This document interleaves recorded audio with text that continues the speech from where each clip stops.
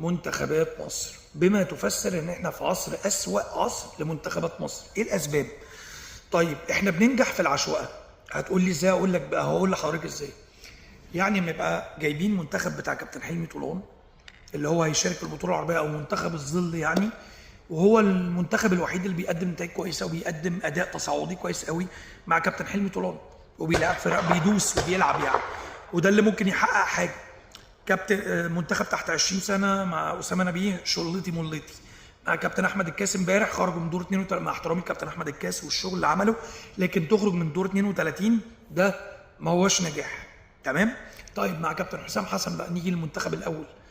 طيب احنا لما بنخرج بره قاره افريقيا بنتغلب، يعني تاني هزيمه مع كابتن حسام. اول هزيمه كانت كرواتيا 4-1 في العاصمه الاداريه امبارح قدام اوزبكستان، منتخب مش مصنف زي تصنيف مصر وصعد لكاس العالم لكن مفيش اي مبرر. المبرر الوحيد ان اللعيبه طالعه تعمل شوبينج في دبي من الاخر او ابو ظبي.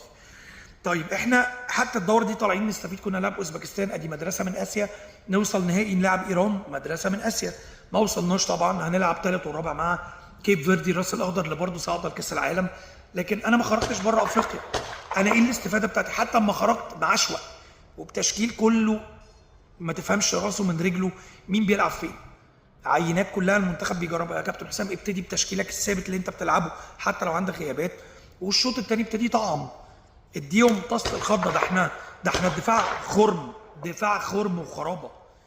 هل ده منتخب مصر؟ هل دي طموح كابتن حسام حسن؟ هل ده طموح الاتحاد المسؤولين فيه؟ انا بقول لك احنا بننجح بالعشوائيه. الحاجه الوحيده اللي ناجحه تجربه كابتن حلمي طولان. واضح كده ان كابتن حلمي طولان هيسخن عشان يجي منتخب اول بعد كده، والله اعلم. سلام عليكم.